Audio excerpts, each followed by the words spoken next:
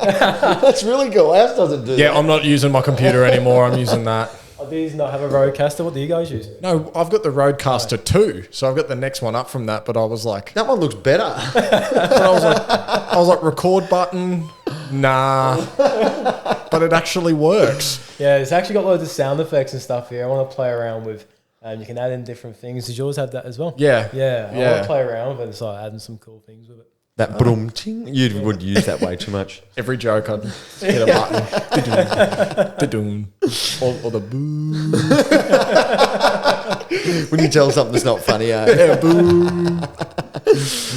Well, mate, thanks for having us. No worries at all. Thanks for coming all the way up from the Gold Coast up to north side of the Brizzy, lads. It was good connecting with you guys. I think it was 2 weeks ago now, something like that. And catching up for a coffee and talking about each other's missions and what we do. But it made me really keen to understand you boys a bit more, understand the mission and purpose behind what you do, because you've had a big shift as of recent. You've quit your job, you stepped into this full time, and especially in a space where it's so hard to crack it in the podcasting world. But to see two guys, pursuing something that they really know that they can really step into and make something out of themselves in. So I want to know, what's your story? Why did this all begin? And maybe it's when you quit your jobs, maybe it's a year before that, maybe it's something from your childhood, but what's the purpose behind what you're doing? Well, it's the whole initial idea, I guess, started. So our podcast is around mental health or that kind of stuff. But it mainly started when I first met Liam about 3 years ago now to be. We worked together in real estate, and that's a very, very psychologically torturing job. So we both did that, and we both met each other there, and we started getting along really well, become really good mates from there. I won't get into Liam's OCD. I'll let him talk on that. But he opened up to me about the mental health battles that he was going through. And I had this inkling of, I just need to help this guy. This guy needs serious help.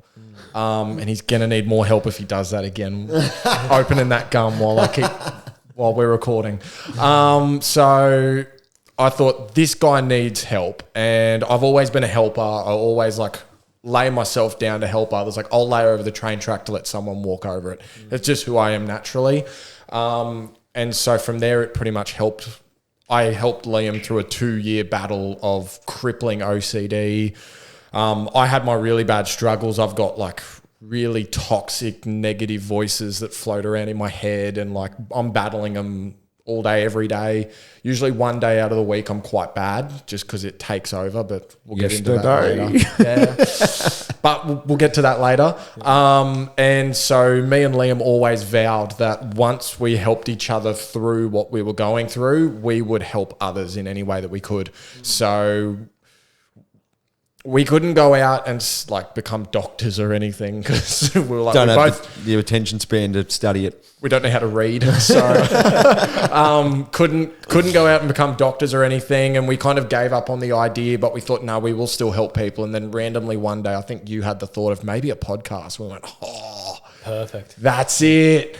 And then we sat on that idea for about 6 months, but then didn't do anything with it because we felt we weren't quite ready yet. And then randomly, boom, one day went, today's the day. It was funny. I was going through sometimes I leave myself a voice recording. I don't know why, but if I'm alone and I've got something that I'm going through, I tend to speak out loud as if somebody's there with me. Yeah. So I decided to voice record this. But as I opened it, I don't use it too much. But there was actually the 24th of February at the start of last year, I started going, this is my podcast. And for some reason, I just started talking to this thing as if I'm starting this podcast. So it would have been around that time, I think. Yeah, or maybe a few months before. Because that would have been about 6 months prior, because we started August. in September, late September, early August. Yeah. And then so 6 months prior, February, yeah. Yeah, well, and I know, like you said there, help is probably one of the biggest purposes of what you do, especially helping people around you. Like you said, putting yourself under to help people get up, all that type of stuff. But in terms of help, when did that begin for you? Because did you have an experience throughout your life where someone helped you and it showed you the power of support from other people? Or did you see someone in school who needed help and you saw the power of helping that person? How did help enter your life? I think just growing up from a very, very close, tight-knit family. So my parents are just, they're just Unreal, amazing. They're just unreal. Yeah, if shout anyone out. needs, shout out mum and dad. Anything goes on in your life, anything happens, they're just there. Like, say for example, we're in the process of like building our second podcast studio, and they know that we've both quit and we've got no money. We come home from interviewing someone one day and they go, "Oh, we bought your present. There's a mini aircon in the corner." Like little things like that. So I think it was always entrenched in our family. Have always been the first one to drop everything and help others. So it's always just been something that's been ingrained in me from early on, I guess. Yeah, that's the power of role models and having people around you is to teach you things and guide your way. Yeah, It's definitely. Like with yourself, like when did help first enter your life? Because doing the podcast where you're interviewing people about mental health, people tuning in will be learning tools, tips, and tactics that they can take on to maybe improve their lives. And it's to feel down in your core to want to help people. That's to come from somewhere. So for yourself, man, when did that enter your life? I've said it before. I've always felt since I was a child that I was going to do something big, and I've always really wanted to help people. I've always seen myself as a leader, and I've always wanted to provide help and value to people. But I can tell you right now, when I was going through really bad OCD, I was sitting there playing FIFA, and I had the Joe Rogan podcast on, and I was listening to Luke Combs, and it's about an hour and 52 minutes in. Luke Combs, I've looked up to him for 4 or 5 years prior to that. And he just starts saying that he had really bad OCD. And unfortunately, he only talks about it for about 15 to 20 minutes in that podcast. But that 15 to 20 minutes I held on to for such a long time. Wow. And it was so powerful. And it was something that I really cherished and I listened to. And just being able to hear that relatable voice and know that someone that was that successful had been through it as well and he got through the other side of it. There was also another podcast as well with Osher Gunsberg that we listened to that a mate sent me when I was really going through it. And I think I listened to that podcast about 20 times in a row because I could relate to him so much. So wanting to help people has always been something in my blood. But when I listened to those 2 podcasts, I vowed, and I don't know if I said it to Kirby at the time, but I was like, when I get through the other side of this, we're going to have a podcast and we're going to help people. I don't know if it was a podcast at the time, but I was like, we're going to help people somehow. Yeah. And that when I went through a breakup with when I went through a 10-year breakup, I listened to the Luke Combs episode 34 days in a row or something. I put it on every night and listened to it. And I was like, I want to be able to help people like that. And that's why on the first episode we sat there and we went raw.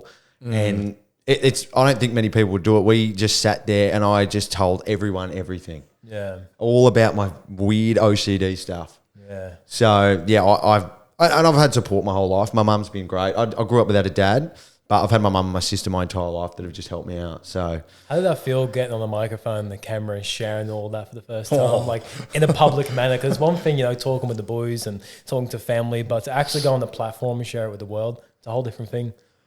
I've always been a chronic oversharer. I don't know. I don't know if it's because I got diagnosed with a bit of autism a little while ago, and I think it might be a trait with OCD and autism where you're an oversharer. Like I actually have no problem with oversharing. We got a friend on the podcast that has OCD, and when he actually got the mic and the camera on him, he couldn't vocalize it and didn't actually want people knowing. Yeah. And I kind of thought that everyone was the same as me where they wanted to overshare. So when I do it, I don't actually think anything of it. I just think, most people are happy to do this. We're both chronic oversharers. Yeah, we chronic. Both are. Podcast is perfect. It was like OCD is weird. It attacks your core values and it can get really, really weird. You can have some really interesting thoughts and obsessions when it can come to like there's pedophilia OCD, there's harm OCD, there's all these certain things. So a thing that was a bit of a worry was putting it onto social media for people that didn't understand OCD. They just thought I was nuts.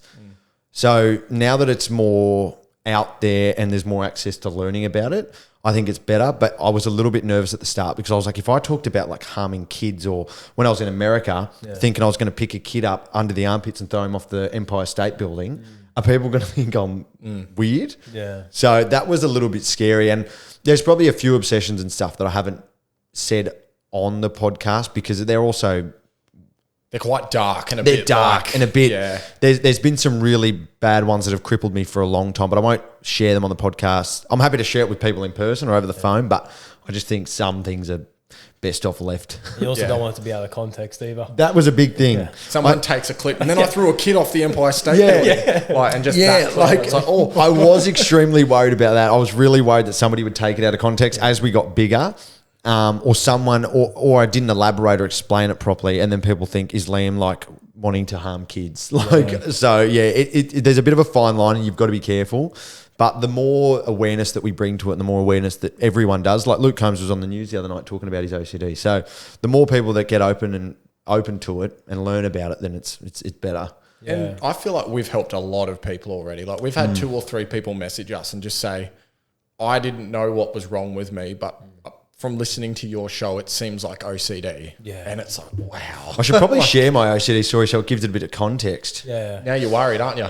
No, because you shared, because I just realised you shared when we first met. But pretty much, I was born. Oh, I don't know if you're born with OCD. We were talking to somebody about that the other day. But I've always had OCD. But about 4 years ago, when I first met Kirby, I was with my ex at the time, and I got really bad false memory OCD. Yeah. And that was only when I used to drink. So I couldn't go out and get blind drunk because I would think that I cheated on my partner, or I'd think that I'd killed someone, abused someone, spiked their drink. Yeah. So it was mainly just drinking. You know when you have like a bad or a weird dream and you wake up in the morning or like in the middle of the night and it feels so real and you can see it replaying in your head. But then like a few hours later, it kind of drifts away and you forget about it. Yeah. It's like with Liam, it was like that vivid memory was there consistently. Yeah.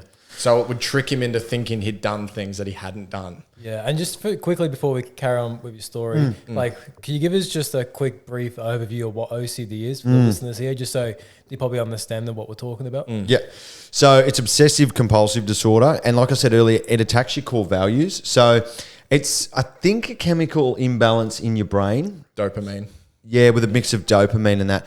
But what it does is you get anxiety attached to a thought. So for me, it was false memory predominantly.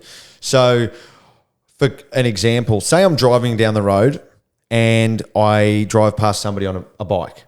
And then I get further down the road and I go, what if I hit that guy? Yeah. I'll get anxiety. And it's not just like a little bit of anxiety. It's a shock of anxiety through my stomach and my chest.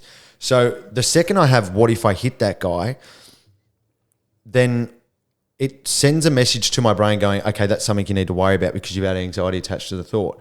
So I would go, okay, maybe I need to turn around and just go check that guy's okay. So then you'd go back and you'd check and the person isn't there anymore because they've continued riding or they've taken a turn, you can't see them. So you go, have I run them over? Have they just crawled into the bushes because they're dying?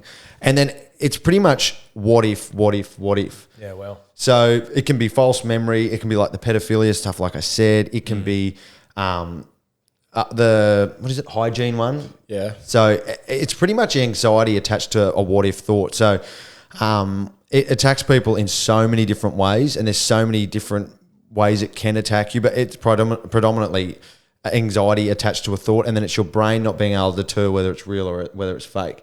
And the more you think about it, and the longer you obsess over it, the more real it becomes. Yeah. So for me, with a false memory, I might be walking down the street and imagine that I kissed a girl, which was one of my obsessions. So in my brain, I can see it visually. It's like an image or a GIF in my brain. So I can imagine myself doing it. And then when it comes to a minute or two later, my brain can't decipher whether that was an image or it actually happened. So then I'm convincing myself that it actually happened. So if you want to get over that thought, all you have to do is stop thinking about it, and a couple of minutes later it won't affect you. But for me, and when you're young with OCD and you don't know that you have it, you think, I need to get to the bottom of this thought. Yeah. So you're continuously trying to get to the bottom, but because you're ruminating and trying to get to the bottom of it, there's more questions than answers. Yeah. So then you're just going down this rabbit hole. It's just a loophole. There's no answers. Yeah. So it's the uncertainty. So uncertainty in any single situation is going to get you to hyperfixate and try and figure out the what ifs and everything with that scenario. Yeah. And for someone that doesn't know they have it, or someone that doesn't know how to deal with it, they just go down this rabbit hole, and the further you dig, the deeper you get and the harder it is to get out. Yeah, well, there's two questions I got around this. The first one is, I can imagine people who have OCD, many of them may face an identity crisis because of attacks your values and also conflicts with your thoughts and beliefs. I can imagine there would be an identity crisis that eventually will come along the way. It's because if you're getting these thoughts, some people may think like, who truly am I? Because my brain's telling me this, but I believe I'm this. Yep. And how do you, I guess, separate the two to make sure you know who you are and you're not your thoughts? That's a great question. I think not the crazy one. I think the best example of it is the religion-based one. So people that they think, like they're Catholic and they grow up like believing in God. They have a thought one day of, oh, what if God's not real? Or what if I don't love God? Or what if this? And then they start spiraling thinking, well, if I don't believe in him, then what am I going to do? And then they think, oh, I'm going to go to hell and all these horrible things are going to happen to me. He's going to come after me. And so it's like, as you said, massive belief problems and false identity and who am I? Yeah. Well. When it comes to OCD and that what if voice in your head and the one that's questioning everything, it's not you. And you know that the actual voice in the head that's trying to fight that one's you. But yeah, you do have an identity problem and it's for a long time as well. And you're constantly thinking, am I a good person? And then it starts, because it attacks your core values, you start going, do I actually believe in these core values? Like, am I this other person? And it attacks everyone differently. Like, there's some people that get to 50 years old, don't even get on top of it, and they've lived with it their entire life. And I can imagine at that point in their life, they don't even know who they are as a person. Yeah. But I'm lucky because I got on top of it and I learned about it very quickly. And I had some good people around me, so I could kind of understand who I really was. But it's great that you say it, because I did have an identity crisis, and I went, do I actually just want to do these things? Yeah. And it's hard, and it's person by person and case by case, and it really depends. But it's tough. It's really tough. Because I can imagine as well. Because the other question I had was, we live in a day and age where people overdiagnose themselves, or they try and find a diagnosis for some weird reason.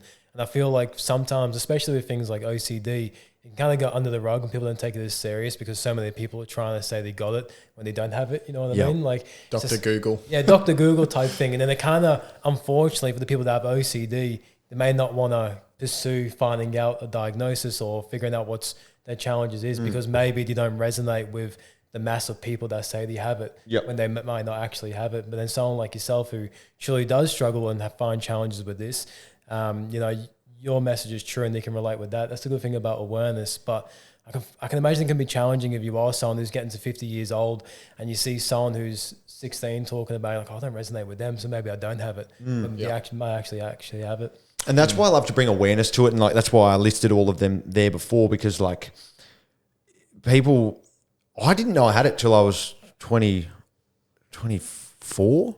I remember my mum was Googling my symptoms and she went, that's OCD. And I was like, Mum, I'm not that clean. I don't care if everything's straight. I don't care. She goes, no, that's not what this is. Yeah. So it is difficult. And I suppose that's why I love to bring awareness to it. And I love to open up these topics, and I love to express every single thing that I have so that somebody might be able to resonate with it and relate. I was talking to somebody the other day that shared it with a friend, which then shared it with a friend, which made him go, oh my God, I actually think I have OCD, because he had really bad anxiety and rumination and he was having obsessive thoughts. And I'm not sure if he's actioned it so far, but apparently he said to the friend that sent it to him, oh my God, I think I have that. And that's why I love to bring awareness to it, because until like Luke Combs and Osher and all of these got on the podcast and explained that there was multiple different types of it, and I actually started doing further research, that's what made me go, that's what I have. But you've got to be really careful when you look into OCD, because it's so contradictory, because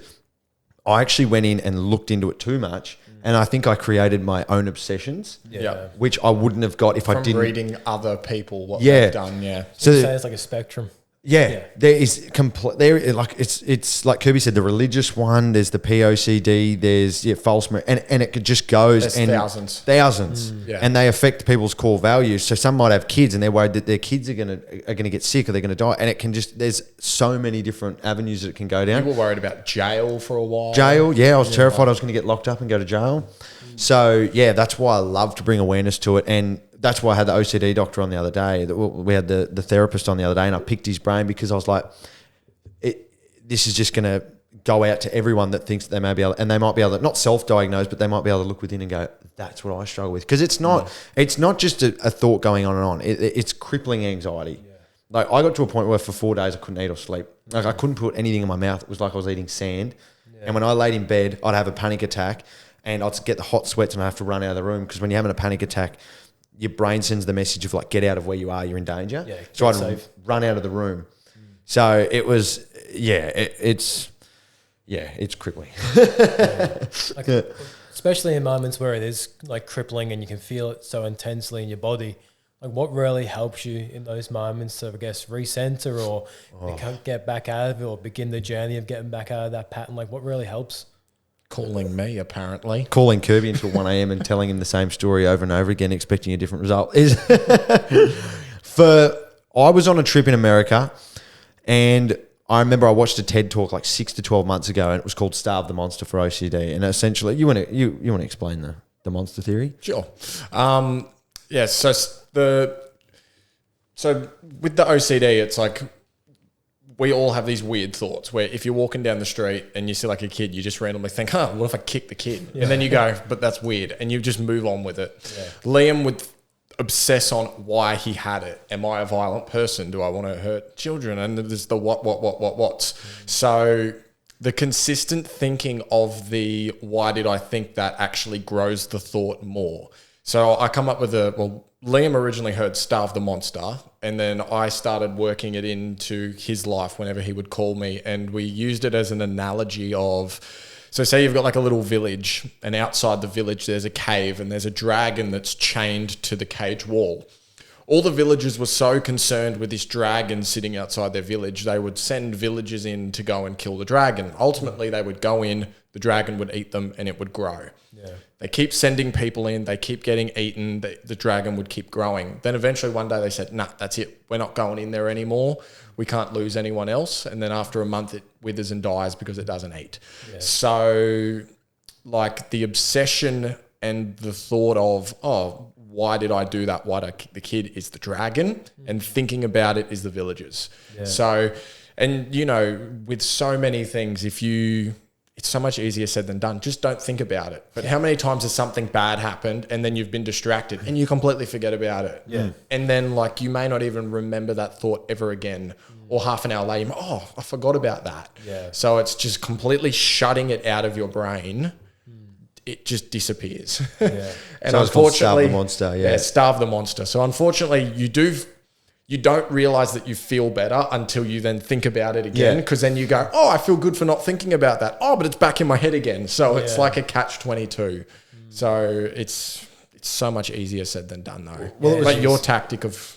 Well, it was funny because I watched the Starve the Monster like 6 to 12 months prior to actually utilising it. I remember I was in America, and I was like, I've been looking forward to this trip for 10 months now. I'm not going to get back from this trip and go, oh my God, I've been ruminating the entire time. I didn't even get to enjoy it. Yeah. So one day I woke up after a massive night in Las Vegas, which I don't know why. And I just was like, I'm starving the monster. Every time I have a bad thought, I think with this black background and this white writing, just starve the monster. Every single time I have a bad thought, every time. So after like a week, I was like, holy shit, this thing works. Yeah. Well. So that would be my advice for anyone that's going through it or that's, you know, getting these obsessive thoughts, is just trying to train your brain is to every time you're about to go down a spiral, just think of Starve the Monster and be within the present moment. Think of something positive. If you're walking with your girlfriend, like look at your girlfriend, like, I'm so grateful for her. You know, if you've just, I don't know, you're keen to go to dinner with a mate tonight, think about the dinner. Just try and starve the monster, think of that thought in a picture, and then think about a positive thing straight after and just derail that thought. That's what worked for me. There's a lot of different avenues that can help people. There's things like exposure response therapy, which didn't work for me, but there's multiple different ones. But I was just about to say that it's pretty hard to do on your own and get over it on your own. But at the end of the day, that's kind of what I did. Not on my own. I obviously got help from you and family, but when it came to a therapist and that, I didn't. Yeah. Yeah, you got to find what works for you. Yeah. Yeah, because even myself, I used to struggle with negative intrusive thoughts to the point where it just like consumed my whole life. Yeah. And the thing that helped me the most, I read a book by Eckhart Tolle, and it's called The Power of Now. And he talks about a process in the book where you close your eyes and you picture yourself sitting on in a cinema by yourself. All your thoughts are on the movie screen, and you don't tell them to go, you don't tell them to stay, or you simply watch and observe without emotion. And what the practice does is the more you observe your thoughts with detaching emotion, the more that when those thoughts come up in the future, the emotion won't be attached to it, so you don't feel anxious, your body doesn't feel triggered in the moment. And he also talked about the reason we get negative thoughts for some people is because it's our survival instinct to have negative thoughts, because we have to really observe things to see if this is an actual threat to us. Because the less you have an emotional reaction to these negative thoughts, the easier they will pass, because you don't have that emotion attached to it anymore. So for me, doing that process of closing my eyes, pretend I'm on the lazy boy chair, watching my thoughts like a movie, that's what truly helped me. And I did like loads of other practices, but not on work. But it's like trial and error of so many different things until you find what truly works for you. Because I find, especially in the work that I do, someone will speak to a friend, a family member, psychologist, or they'll do a certain practice or whatever it is. They say, oh, it doesn't work, I'm going to give up and try. And it's like, no, find something else. Like, just keep trialing and error things, and one thing will stick. Yep. But nothing works like that overnight. So many of these things you've got to stick to. You've got to consist with. Practice. Well, it'd be the same with you and me and even you. Anyone that has negative thoughts that controls their life, it becomes a habit. Yeah. And you've just got to train yourself out of that habit. Like, doing it for a day or two is not going to do anything. No. It might help a little bit, but you've got to train your brain to stop having these negative thoughts, or just stop engaging with them. And the less you engage, your brain stops sending them to you. Yeah. Like, since me and my ex split up, my OCD's gone. Gone. Completely gone. I managed to get on top of it before we broke up, but it's completely gone. It's just with the tactics I use. And it's also, I think people might, like, what I found is that a situation or a place that gives me anxiety fuels it and fuels my OCD. Yeah. So a lot of people might be going through these things because they're in a negative work environment, relationship. They've got someone toxic in their life, which is bringing on anxiety, which is amplifying these things. So I don't know. That was something I learned as well, is if you're in a bad place or you're in a bad environment, to also separate and leave from that as well. Yeah, which can help. Because our brain actually attaches certain environments to certain emotions. That's why when you hear a certain song, it'll get you sad or get you happy, because your memory has an emotion attached to it. Yeah. Yeah, it's interesting how the brain works. Like, it's funny. Like, it was like, once I helped Liam through everything and I realized that this is the avenue that I want to go down, I started doing, so it's called like neuro-linguistic programming, and it's like brain training and why brain wires that way and why that. Because I was like, I really want to help people similar to Liam, but I don't want to take it 3 years and 1 a.m. phone calls to get there. I'd rather do it a bit more streamlined and a bit faster. And it's so funny when you start learning about how the way the brain works. It's just like, oh, it's phenomenal, the things that happen. Like, Dr. Joe Dispenza said, if you want to change your life, the hardest thing to do is change your thought patterns. Yeah. Because it's like you have 60 to 70,000 thoughts a day, and 90% of them are thoughts from the day before. Yeah. So if you're obsessing over a bad thought, or if you know, how you were saying you have your really toxic thoughts and your negative thoughts, if for 24 hours prior, all you thought was how bad you are and how terrible things are, 90% of that carries into the next day, then the next day, then the next day, then the next day. And it just, trying to break that cycle and that pattern can be so hard. Yeah, and a lot of people think you just got to step in a new environment and the whole world changes temporarily, but not long term. Yes. Because the thing is, like, if you look at a triangle, pretend this is a triangle, but you got identity at the top, beliefs in the middle, and thoughts at the bottom. Like, your thoughts create your beliefs create your identity. Yes. But if you don't start with your thoughts, your beliefs are not going to change, your identity remain the same. Like, maybe for a couple of days you move to a new environment, things feel fresh, but you slowly fall back into where you were. But until you start with the thoughts, like you said, it's really hard to change beliefs and identity. And changing your thought patterns is so hard, because it is a practice that you got to do all the time. Yeah. Because as you boys will know, like, once you begin the journey of wellness and things are good, it can be easy to forget about the practices that brought us there. And then, but that's like a really big red flag of falling back into the old habits of the old thought patterns that we used to be in. That's why it's so important to, even when you are in the good spot, to continue doing the practices that got you there. Yeah. And putting it simply, you know, like people who are on medication, they have their medication, doesn't work, starts working. They go, I feel great. I don't need medication anymore. They stop. And then a week later, they're like, because as you said, they get good and they forget the practices. Same thing with your brain. If you don't do these cycles and these routines, Well, do you remember that's exactly what I did when my OCD started? So when I started, I'd get it stuck on an obsession, but it'd only be for like a week. Yeah. And then I'd be good. And then I'd get it again for a week. And then I was like, I've got to go to therapy. This is really bad. And then I'd get over it again. And I'd be like, I don't need therapy. I'm fine. And then it'd be 2 weeks. And then for 2 weeks, I'm like, I really got to get to therapy. And then I'd be fine for another 2 weeks. But then after not doing anything about it, all of a sudden I got stuck in an obsession for 9 months. Yeah. I didn't have a single day where I was fine. So if you don't get on top of it early and you don't recognize it early and you let it go, my brain developed a habit and a pattern of thinking, and it ended up being a 9 month span. And then that obsession just lasted 9 months. Then I just got stuck on another one. Yeah. But before that, I would have... No, that one evolved. That one did evolve. The 9 month one evolved into something way worse and carried for another 6 months. I'll explain the 9 month one. So Kirby had just started. My OCD was a bit funny. It was here and there, and it was kind of only in the drinking. Like when I was drinking, it wasn't too bad. Yeah. I had little things where if I scratched my face 4 times on the left hand side, I'd have to scratch my face on the right hand side 4 times. If I walked on a tile and my foot touched the crack, I'd have to get the other toe to touch the crack at the same spot. If I bumped my arm on the wall, I'd have to. But these were all little things that I'd done since I was a kid, and I didn't realise that weren't normal. Yeah. So fast forward, when I met Kirby, I got stuck on an obsession. I was with my ex at the time, we're engaged, and I was having a really bad time at work. And I came in really fired up one day, and the girl that I worked with at the time, she was young, my age, and she goes, just come for a walk around the block with me. And I was like, okay. So I've gone for a walk around the block, and it's about a 30-second walk. And by the time we got to the end, I was so on autopilot in my own head that by the end of it, I remember having a thought going, what if she was to kiss me right now? Yeah. And then I was like, oh, that was silly. Anyway, then I sat back down on my desk for an hour later. I was like, did I kiss that girl? Yeah, well. And then I was like, nah. And then by that night, I was so bad. I couldn't eat. I had so much anxiety. It was like every pore in my body was open and the sweat was just flushing out. I just did not feel right. Fast forward, and that lasted 9 months. How do you discover the truth? Yeah.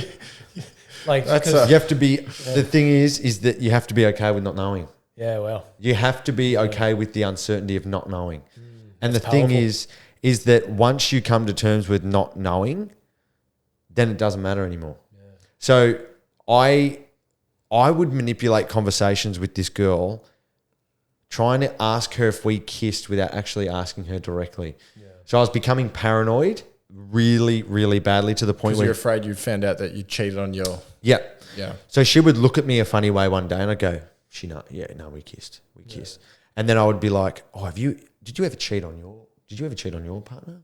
I never would. And I'd try and manipulate the conversation into trying to get her to be like, yeah, you and I kissed. And that's when I jumped on board. That's about when Kirby jumped on board. And then I thought Kirby was in on it. So I started becoming extremely paranoid, thinking that Kirby knew and he wasn't telling me.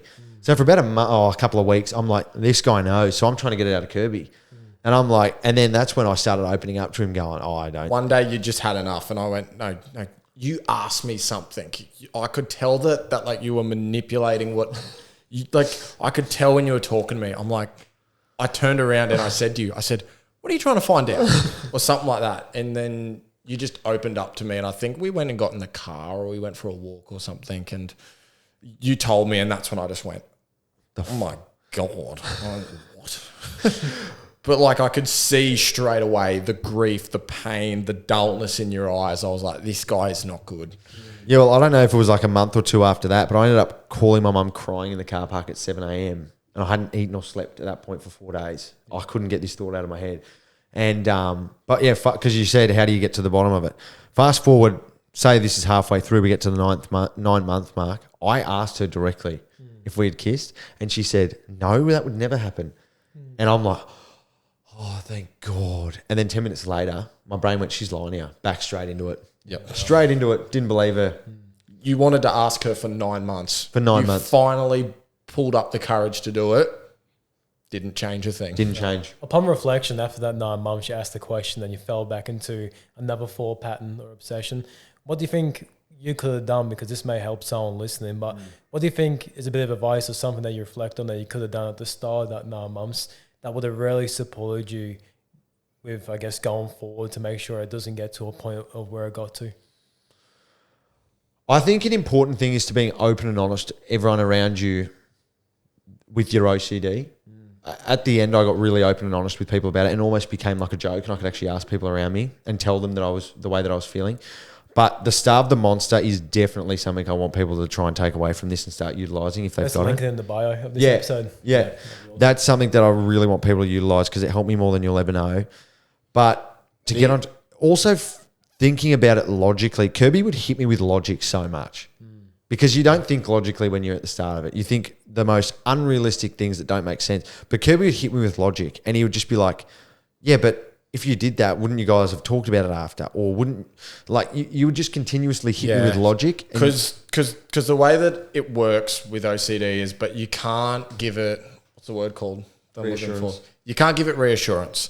So yes, it's good to talk to people about it, but you can't feed it reassurance because then it thrives off it and that's thoughts to it.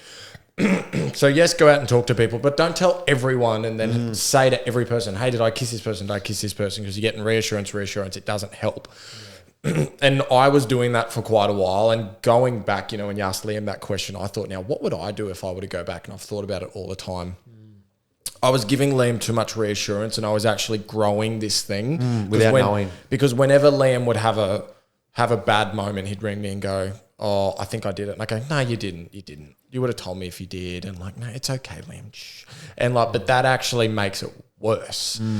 So I started applying logic to the situation. Like he would say, but then you also wouldn't really engage with it. Okay. I would give logic and wouldn't engage. I'd be like, but you'd remember. And you'd be like, oh, I wouldn't. And then I'd just change the conversation. He'd distract me. And like it eventually evolved into, so I'm jumping the gun a little bit, but when you got over kissing this one particular woman, it then turned into every woman that you passed. Shopping centres, events. Sober. This is sober. Everything, like sober life. We'd be walking in the shops and then a woman would walk past him and he'd go like, did I kiss her? And I go, who? The one in the blue. And I'd turn and look at her and I'd go, oh man, I wish you did. Keep walking. And he'd be like, oh. And like, so it was things like that. Or then like, you know, like a woman would walk past and he'd go, oh, did I kiss her? Which one? Oh, the one in the red. And I said, you mean the one with 2 babies and a pram with a loving husband? Yeah. And yeah, I'll never forget when I said, man, your ego must be so big to think that all these women are just jumping on you. And like, it's the logic and the humor behind it, drawing out how silly it actually is. That's probably the best way. Humor probably disarms a lot of it. Yes. It does. Yeah. Yes. It's case by case and it's person by person, but it would help having people not make fun of me, but laughing at it with me. Just busting balls because I'm like that with the boys too. Like if we've ever been for a dark spot, it's just find the light in it. That helps a lot. But I think you've got to find your person because I feel like it's a big burden to, and like I say this coming from this side, and it's one of the reasons why our show has worked so well because Liam came from the mental health and the really bad points, but then I come from the supportive helping side. So it's like, yeah, telling everyone's great, but be very selective on who you do share this stuff with and make sure that they are fully aware of it. So, you know, rather than, oh yeah, I just think I'd go kissing women or something, tell them, go, look, I think I'm diagnosed with OCD. This is the way that my brain works. When I'm expressing these feelings to you, if that's okay with you, because I really need help in this, don't give me reassurance. I need you to hit me with logic and I need you to help me understand that these are just thoughts that I'm having. That's important because I think a lot of people's first initial reaction to people opening up to them is to reassure them as well. So Definitely. if you've been open and honest and saying, don't reassure me, do this and this, can really then support you going backwards. 100%. And it's like, you know, sorry, Liam, but there's times even with my partner, she'll come home and she'll have a problem. And I go, do you want me to fix it or do you want me to listen? Yeah. And because if she comes home and she just wants to have a bitch and a yap and I'm sitting there going, well, did you try this? She'll get up. Or then like if I just sit there and go, and she goes, what should I do? I go, I don't know. I wasn't listening. I was just agreeing. Like, so it's, yeah, find like that 2 to 3 people that you know will go to the ends of the earth with you and tell them what you require from them. And also the people, all the people around you. Like when I really talked to the people in my office about it, they understood it.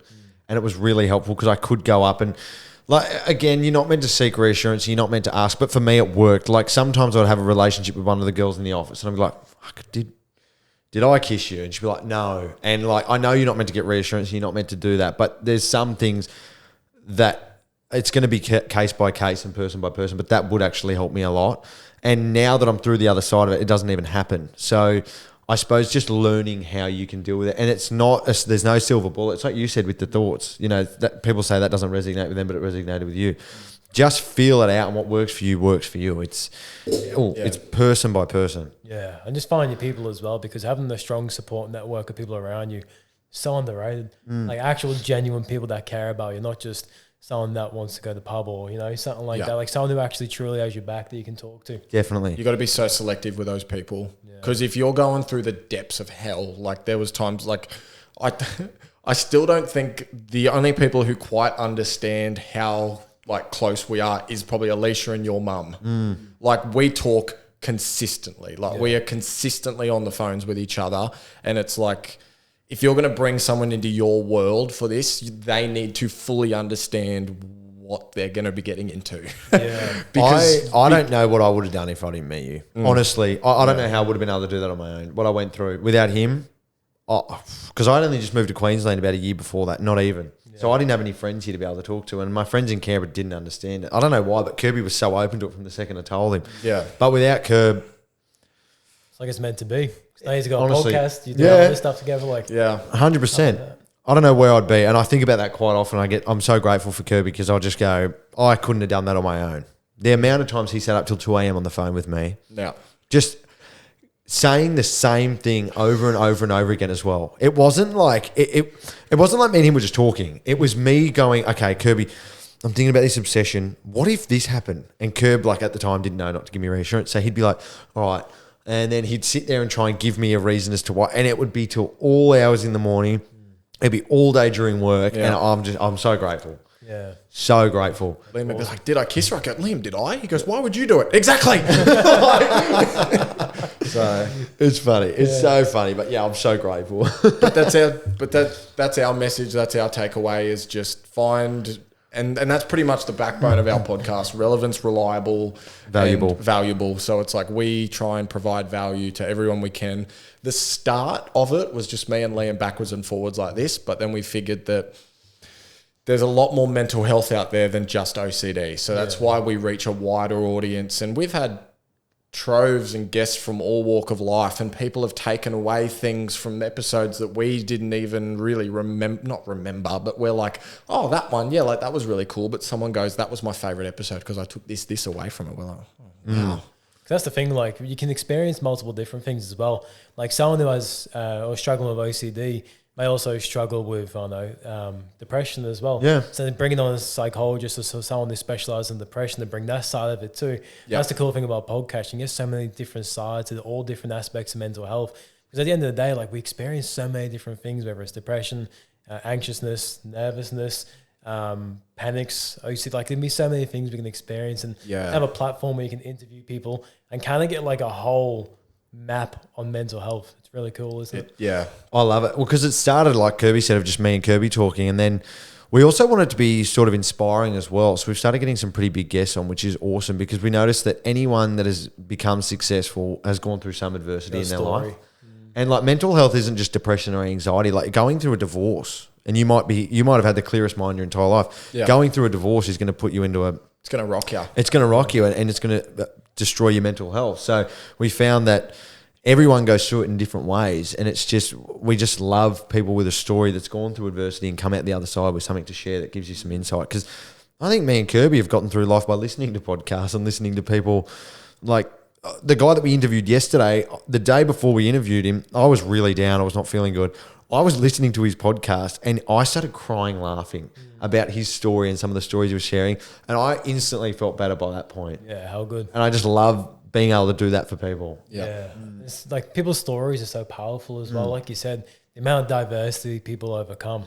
It's incredible. Like even David Goggins, like his book Can't Hurt Me is like one of the best books I've ever read. Yeah. Have you read that book? No, not yet. Have you read that book? No, I haven't. No. David Goggins, I highly recommend get the audio book. The audio book's cool because in between every chapter he does a mini podcast series to reflect on the chapter. And his story is just like, if he can fucking do it. Oh, yeah. I can do it. Do you have to like be running while listening to it? Yeah, you got to do 10 marathons. Got to have the audio book. Got to be running down the road. You got to be rowing boats while you're doing it. Well, I think we've yapped long enough. I'm interested now to hear about you, like why you decided to start this show. Yeah, okay. Where do you want to start? Just the purpose Go behind from the show? start, man. Pretty Go from much the same start. as us. Like, what was your reasoning? What was the backgrounding? Like, Who are you? What was the original purpose? Yeah. So to begin with, the original purpose is probably the same as you guys as well. Like just the trials and tribulations I went through in life. I'm originally from England, moved to Australia at a young age. Then at the age of 11, I got addicted to drugs. And, you know, being 11 years old and becoming a drug addict is not quite common. But it kind of just fell into my life because a friend was like, oh, do you want to try some weed? And I was like, don't know what weed is. And I'm like, yeah, right. I thought it was a cigarette because I saw my parents in the smoke garden, cigarettes. right? And I was like, yeah, it's in the garden. So I was like, yeah, I'll smoke some weed. So I remember we put a towel under his door and smoked a bit of weed. And I remember it was the first time in my life up until that point where I really felt like calm and relaxed. Wow. And then I think that triggered like something within my mind to be like, all right, let's do more of this. So when I started smoking weed at 11, that quickly turned into taking pills at 13, smoking ice and speed at 15 and going to high school like without sleeping. And so as you can imagine, throughout all those years, there was so much chaos and hecticness that by the time at 18, I finally got sober. Yeah. But up until leading to 18, like I wouldn't say I was a crackhead. I wouldn't say I was addicted to one drug. It was mainly anything that really got me high and escape from reality. Mainly high functioning. Pretty intense. Got to a point where I got expelled from school. I was doing a lot of stuff that I shouldn't have been doing.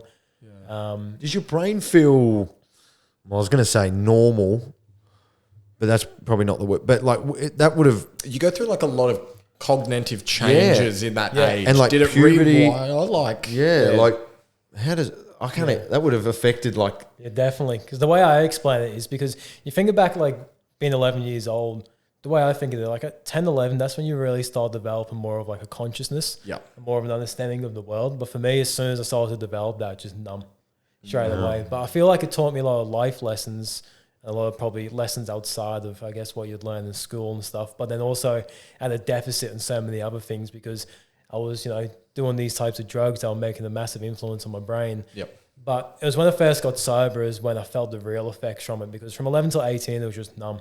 Just non-stop, going to parties, doing drugs, doing all the things. But then when I turned 18 and I made that decision, that's when I first felt depression, first felt anxiety and suicide ideation. Because before then, like I didn't even know what any of that was. Like if I ever felt a certain emotion, it's right, all right, let's just smoke some weed or take some pills or just go out and do this. And like when I first got clean, like it was the hardest time of my life. Yeah. But also from that 11 to 18, you just don't, like, you don't wake up tired. You don't get tired from sports. You know, you can kick on from anything. Yeah. So it's like it just would have been just... Yeah, literally, because I remember... Because the main thing I did consecutively throughout all those years, like the main thing was like weed. Yeah. So like everything else was mixed into that. But from wake up to sleep, the thing I had to do the most was weed. I got to the point where I started selling weed just so I could get free weed because I wasn't really working. So it really just funded my whole lifestyle. That's what I was going to ask. At like ages like 11, 13, how did you afford that lifestyle? How did you do that? Well, basically what I just said. But then selling it. But then when I turned 15, I got a job as an apprentice chef. And I remember I was there from 15 till 17, just after schoolies, I ended up leaving the job. And that's when I decided to start my journey getting clean. But from 15 to 17, that funded as well my whole lifestyle of doing drugs. Like literally every single penny, I'd get paid $700 a week, $650 to it is the weed and all that other stuff. $50 is just probably snacks and food and some of the things that I need. We got to a point where like I was literally probably like 60 kilos, severely underweight. I was very skinny. I wasn't eating much. But when I was working at that chef job, I remember the one time I didn't go to work high, the owner of the restaurant's wife complained to my boss saying something's wrong with Ryan. Like, is Ryan high? And then the head chef came out to me and he's like, they thought you were high when you weren't. Yeah. That was the only time. The time you weren't. Yeah. they put in the complaint that something was wrong and I may be high. And they pulled me aside and they're like, literally, I'm not high. Like, I can honestly say that. And then not thankfully, but the next day I went back high and like, all right, it's normal again. Yeah. But then really? like, what do you say to them? No, it's the only day I'm sober. Like, because then you're in way more trouble. Yeah. Because I literally said to him, like, I promise you I'm sober. Like, trust me. Because like, it was actually, I was sober. And then she ended up believing me. She probably thought I had the flu or something like that. Because when I was at the job, like with a chef, you work split shifts. So I'd wake up in the morning, smoke, go to work, lunch break, smoke, finish work, smoke. And it was just that for 2 years straight. And but then I went to schoolies, 17 years old, and I didn't graduate from school. I ended up having to get this ID from Adelaide to get me into schoolies and all that type of stuff to prove I was a year 12 student. But then I remember at schoolies, I was taking like 10 pills a day, didn't sleep for Like nearly the pingers. whole week. Yeah, pingers and trippers and stuff. Didn't sleep for the whole week nearly. I remember I got back home after schoolies, and there was the first ever time I reflected, like, maybe I shouldn't be doing this. Like, maybe this is actually causing a detriment to my life. And that was the first beginning of me thinking maybe I should try and quit drugs. So there wasn't like an event or like a moment or someone said something to you. It was just you just went, oh, I can't. Because no one really said anything to me because my whole circle was doing it too. So there's no one really outside of myself. And when I went through school, like, to be honest, I was a bit of one of those kids at school that was just a bit of a piece of shit. Like, the teachers didn't like me and stuff. Yeah. So I didn't really get any guidance from them. They just wanted me out of school. Yeah. When I moved here, none of my family's here because they're all in England. Like, mum was living up here at the time. But I love that you would have got to 18 and everyone's like, Ryan, we're going out clubbing. You want to come? You're like, nah. Like, you've been there, done that. the funny thing is, my 18th birthday was the last day I did drugs. Really? Since you've never done them since? 10 years this year, clean. Wow. Did you realise the severity of ice when you were like 15? Did you realise how Yeah. serious that was? Yeah, I did, because the only reason we did ice was because my weed dealer wasn't answering his phone. So we're like, well, what else can we get? I made a few phone calls and someone was like, oh, I can get you some ice and speed if you want. And I was like, yeah, all right. So then I got that, and then I got high on that just because I couldn't get weed. Like, that's to the extent I was at that point. I remember even one other time I couldn't get weed. So I got a box of codeine. Me and my mate just took a whole box of codeine just to feel something. Wow. Yeah. And sorry, you were going to say something there. Oh, no, you go. It's all good. So when you made that transition out of that life, did you try and like influence your friends that were in the scene as well? Or did you just, they're lost causes. I've got to do this on my own. At 18, you can't help them really, hey? Yeah. Well, I was actually very fortunate because I had, like, to be honest, like, growing up, I knew a lot of people. So, like, I had a big circle of people. But, like, my close community of people, like my real close friends, have all stayed the same over these years. Because when I decided to become clean and not do drugs anymore, like, the next weekend I'll still go to the Valley with them but not get on it. I'll still go out with them clubbing but just not get on the drugs and all that. Good on you, though. That would have been hard. It was hard. That would have been really hard. hard. It was. But the good thing about my mates is that they were like, you've made this decision, we want to support you, even though we're still doing it. Like, I remember once some random dude came into the house and he was like chopping up coke. And he's like, oh, you want some coke? And then my mate came into the room. Before I even said no, he's like, he's not touching. I don't even offer it to him. Good. Yeah. How good is that? So, like, I had really good mates that supported me. Yeah. And over the years, like, they were the same. They were like, oh, I actually want to stop doing this shit too. And they saw me and wanted to, I guess, follow the path I took. But then you would have been able to help them so much because, Yeah. like, you know, and then you would have been able to repay the favor that they'd given you. Yeah, definitely. Because not often, it's like you've said so many times, you cut out drinking one day, Yeah. and you never really ever spoke to those people again. Once you've made that mental decision that you're going to stop, you can't actually do it. Yeah. Like, I remember, I think the following weekend, I think there was a party or something, and I was like, I'm just going to go sober. And I went there and I was like, this is shit. Yeah. I just left. And then I didn't drink for 12 months, not a drop. Yeah. But once you've made that mental decision, what I want to know though is... Good on you, Ryan. Yeah, good job. Yeah. Once you... Because you've hit it from 11 to 18, what were the following months like once you decided to stop? Following 2 years. 2 years. Fucking bad. Yeah. So I got to the point where my best mate will come to my house and I'll be in my room with the door locked, shaking with anxiety, not being able to leave the room, just to say hello to my best friend. Really? Like, I was suicidal ideation, full of anxiety, major depression, no purpose in life. Because at that time I was reflecting, I'm like, I got kicked out of school, I haven't achieved anything, I don't have a job, bummed off Seno. Like, I just thinking all these negative things about myself. And then, like, I was just riddled with anxiety. But I was very fortunate for that mate. He kept coming over until I got out of the room. And then he's like, all right, let's just sit on the balcony. Because at the time, like smoking cigarettes kind of helped me because stopping drugs, at least I could transition, to cigarettes at the time. It's like, just come on the balcony for a smoke. Like, it's all good. We don't have to talk. Just sit with me. And I eventually come on the balcony and smoke. And then eventually I started talking, and that's when I started getting better. But for 2 years, because for all that time, I numbed depression, numbed anxiety, numbed every feeling that I had.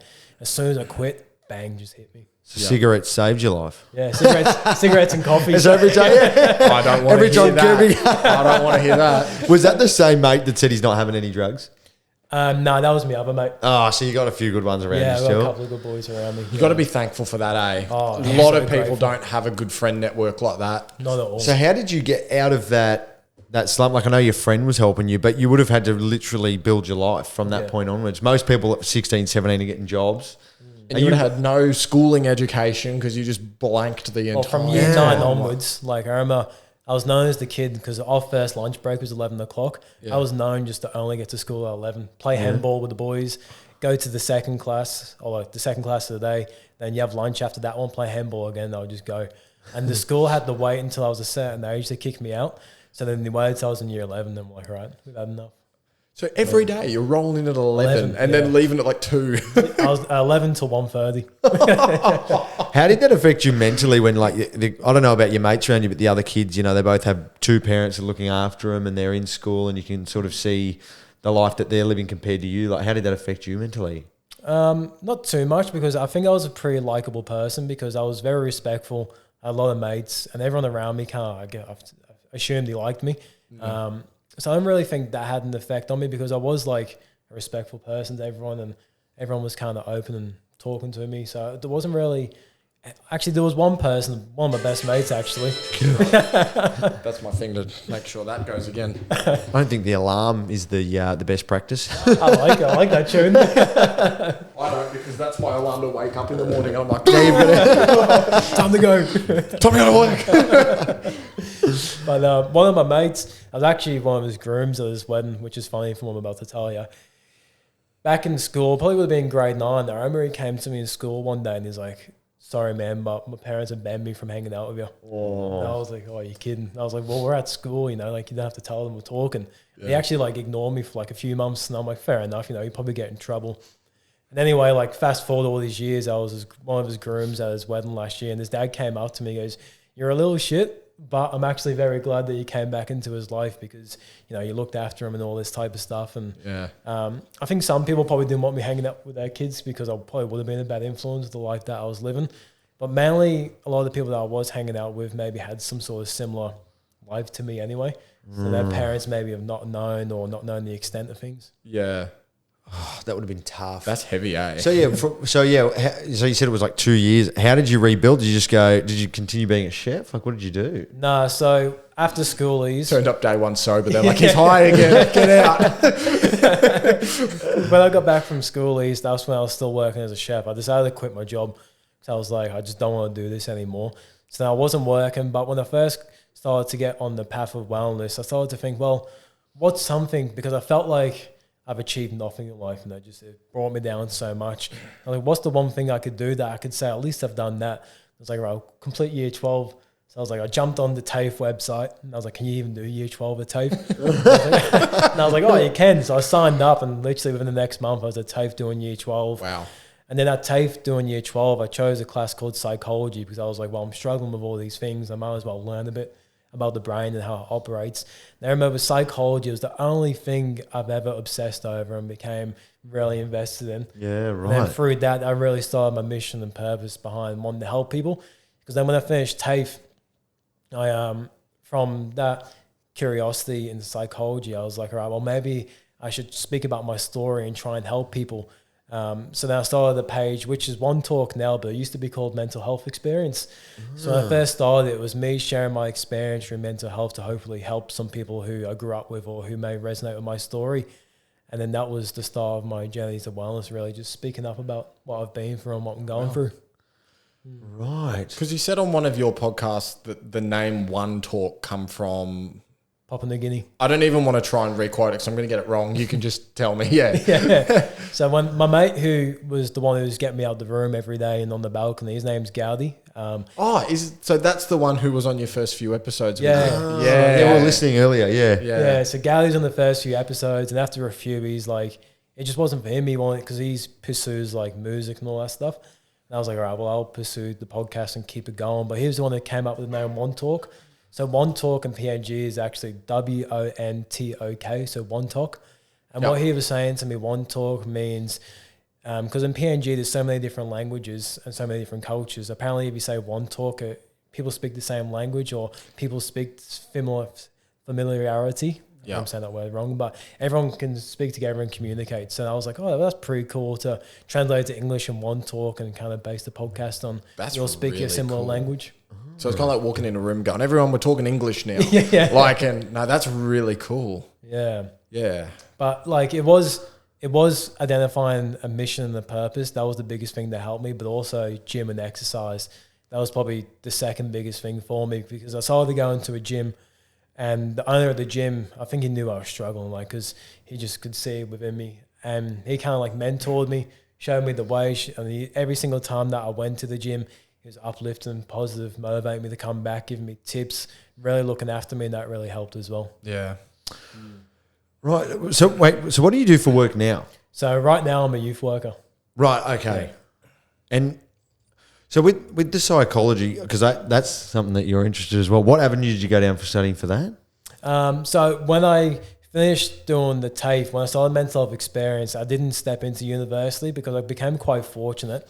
So I started mental health experience, and through posting online, a girl up in the Sunshine Coast messaged me and said, hey, I work at a mental health residential house. Would you like to come and volunteer your hours and put your mission into practice? I was like, oh, cool. How cool is that? I get to actually live and get some experience working with people, and hopefully this helps me by helping other people. So I started volunteering at this residential house. Then after 3 months, they hired me. And ever since then, I've just working myself through different programs across the coast. Yeah. And how old are you now? 27.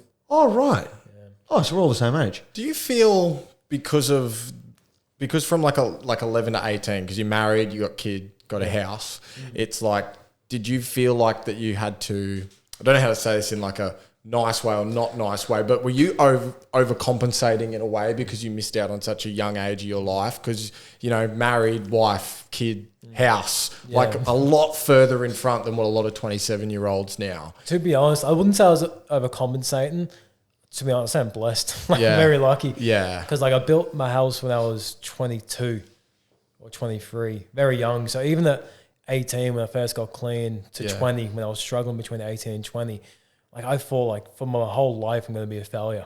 Yeah. And then 3 years later, building my dream life, it just fucking blew my mind, to be honest. I was even able to do that.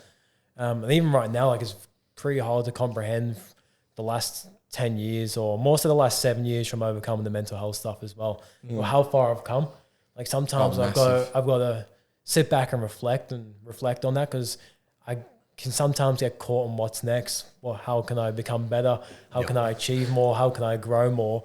It's look how much you've already done. In such a short period of time. And to be honest, I do feel very lucky and blessed that I've been able to experience so much of this, I guess, goodness within a short period of time, especially so quickly after all the things that I went through, because I had no support financially. I had no support, in that type of sense. It was mainly just all on my own back and working hard and putting myself out there. But I think that's the main thing. It's just the consistency I've put in. Of course. I'm going to interject because I know what you're about to say, and then you can... Maybe. So the question same sort of tying into there, do you feel 27? No. Yeah. So even do you feel older or younger? Way older. Yeah. Because like you said, even before when you said when I was 18, it felt like I've already lived a whole life. Yes. Because from 11 to 18, well, not from 11, I'd say from 14 to 18, I was probably going to 3 or 4 house parties a week. So by the time I was 18, I didn't really want to go clubbing. Yeah. So I've already lived that life. And then even when I was 21, 22 and meeting people, they thought I was in my 30s. Yes. Just because they used to say, oh, you seem like a bit of an old soul. But I'm I think it's just because of the life I've already lived.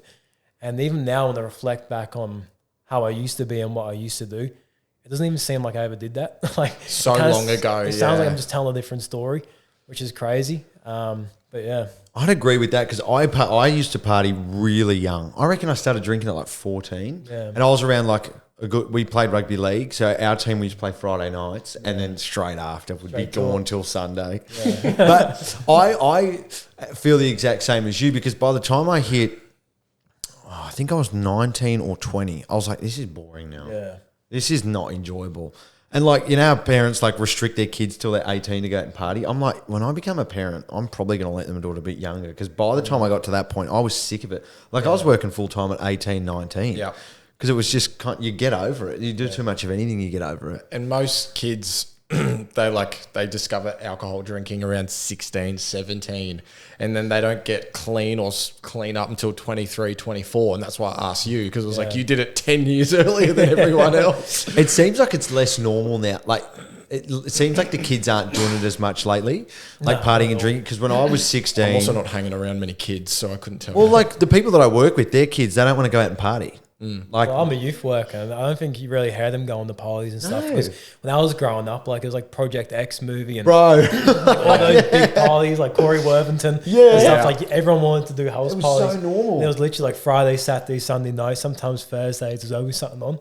Man, there used to be a place called, it was Hughes. It was a suburb and it used to be called Hughes House Party. He had one, it was like Project X. And then he had a second and then a third. And the street was just filled with thousands of people. Yeah. And the party scene was massive, but I find now that it's not.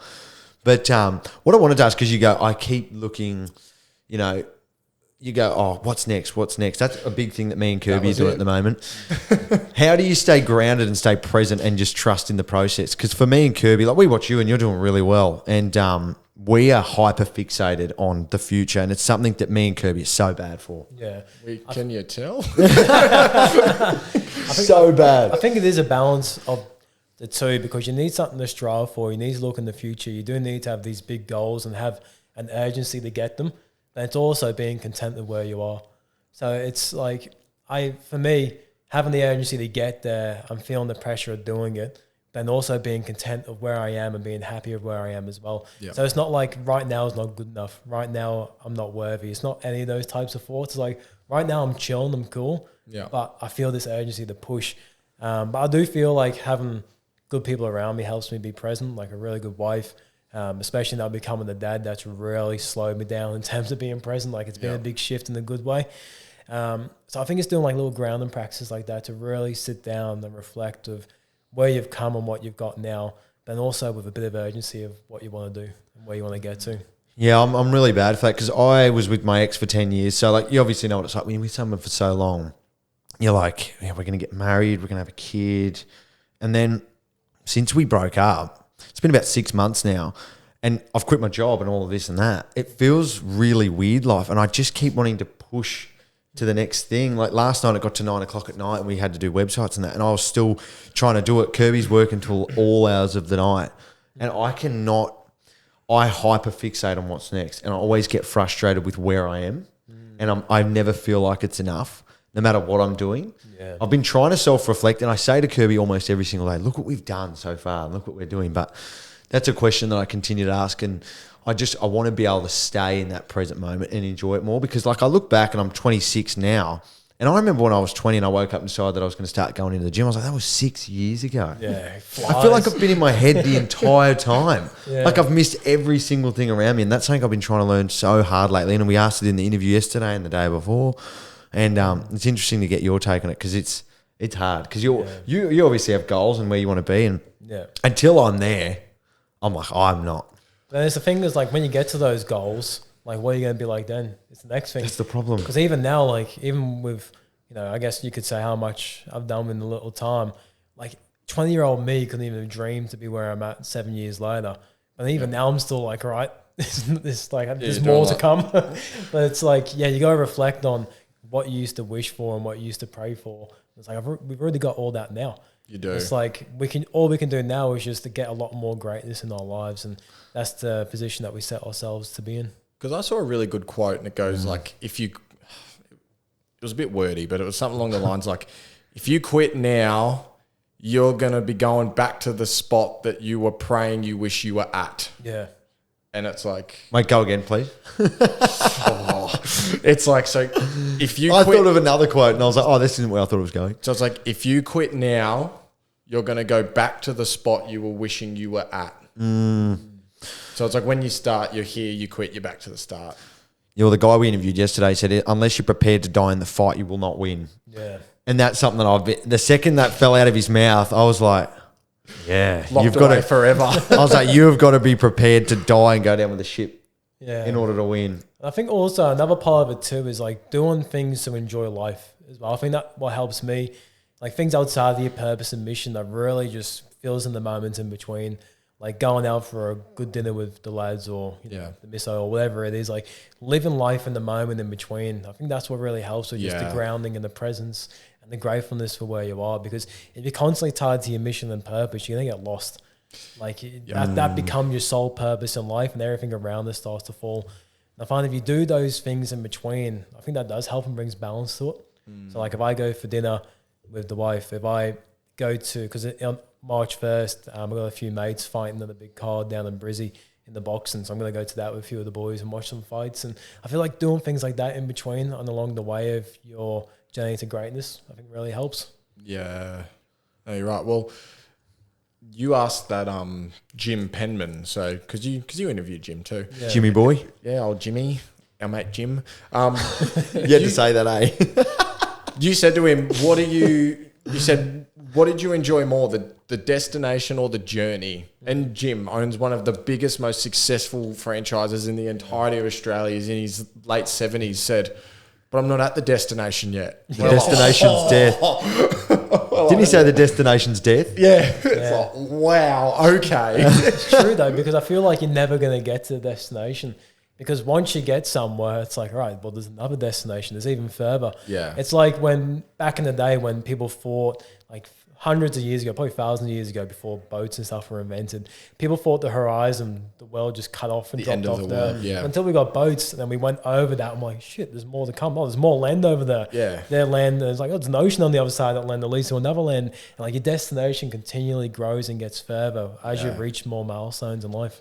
That's something I've found too, and like with the guest yesterday that we had, I watched him 4 years ago. He was in real estate, and I was so excited. The second we left, I'm like, "What's next?" Like I couldn't even sit and have gratitude. Back in the car, you turn at me and go, "What's our next big fish?" I was like, "Relax." Like I was like, I need to have gratitude for this moment, and I made sure that I did that afternoon because I was like, Liam, come on, man! If you can't even celebrate this thing and sit with it for 12 hours, you're not gonna be able to enjoy anything. Yeah. And it's something I've been trying to do because if we reflect back to 2 months ago, we're in real estate. We were driving here today. It's a Saturday. And we were like, we would be standing at a fucking open home right now where no one's there and we'd be doing 8 of them and all we'd be thinking is this is the worst thing I've ever done. Turned into the estate and there was open home boards. We were like, oh. It hurt. Because we're like strategizing in the car because we're opening this studio and I said to Kirby, oh, by the way, when you turn this website on, there's 18 other fees. And he's like, every time we get to nearly where we got to be, we got to go 5 steps backwards. Every time we come up with a solution, 5 more problems appear. But it's like enjoying the journey. And I said to Kirby, like, you know, at least we get to have these problems. We don't have to work at the moment. Like, you know, we get to do this full time. And a year ago, if you told me where we'd be, I wouldn't believe you. I would think a year ago today, I would say I'd be with my ex. We might be trying to buy a house. This podcast wouldn't have even existed. Wouldn't even happen. Like last weekend, we flew down to Melbourne, got to spend 3 days there and met Jim. And then we got to sit on Danny's yacht yesterday. We've been to Luke Combs 3 times.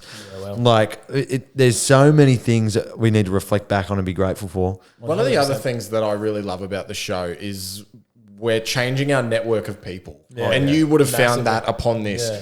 Because you're not going to interview people that are like, you know, like, oh no, life sucks. Like, you know, you're not talking to those people. You're talking to inspiring people. Like, our network now is just, the people that you meet is just phenomenal. Yeah, the ability to network, because some of the people that you meet, like, even someone like Jim, for an example, what other opportunity would you get to meet Jim? Just sit down. Like, because before podcasting, I saw Jim's mole and Jim's dog. Like, Jim's everywhere, and I just thought Jim was some mythical creature. That's why they started the Instagram. No, like, Jim's an actual person. And I was like, I actually have a platform where I have the ability to connect with Jim and sit down and talk to him. Then you get to know these people, and there's so many different people that I've gotten to meet over the years. I'm like, I wouldn't have never had the opportunity to sit down and speak with this person if it wasn't for podcasting. That Danny, I remember, he has this energy, like look him up. He was on Big Brother and he's just got this energy.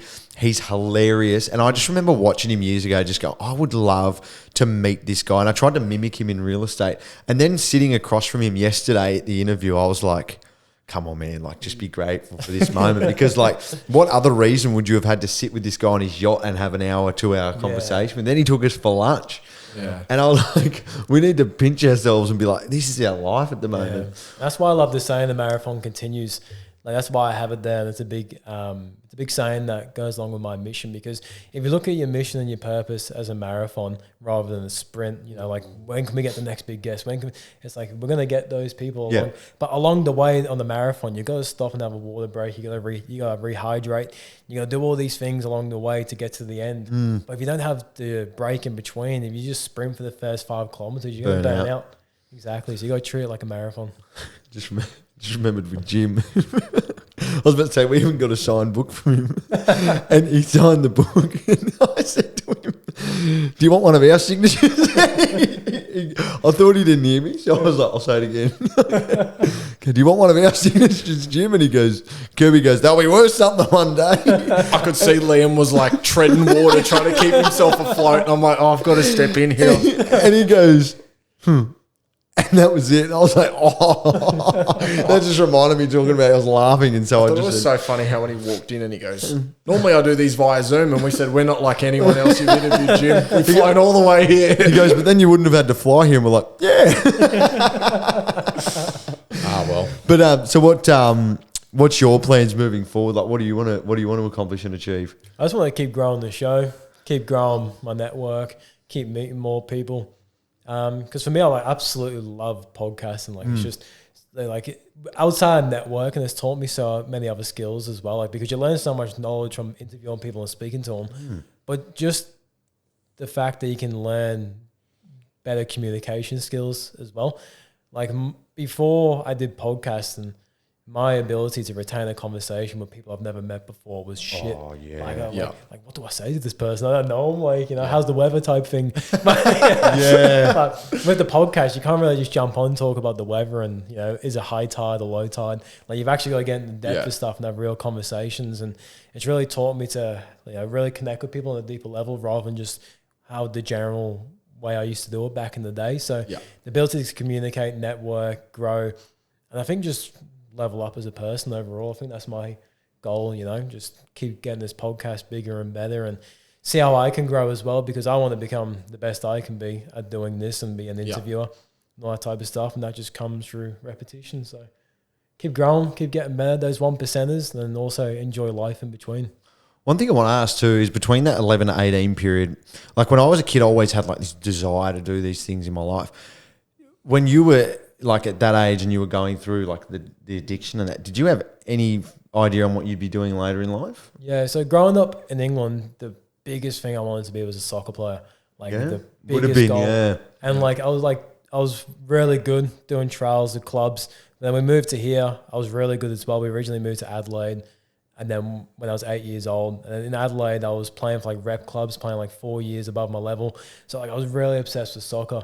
But then when I was 11 years old, that's when mum and dad got divorced and dad moved away, brother moved away, my sister lived in another part of the country, and then it was just me and mum up here. I became really lost. And I think that's why I fell into an environment of doing drugs and seeking those environments. And then slowly soccer just became out of my life. It's slowly losing my purpose for it because I just found something else.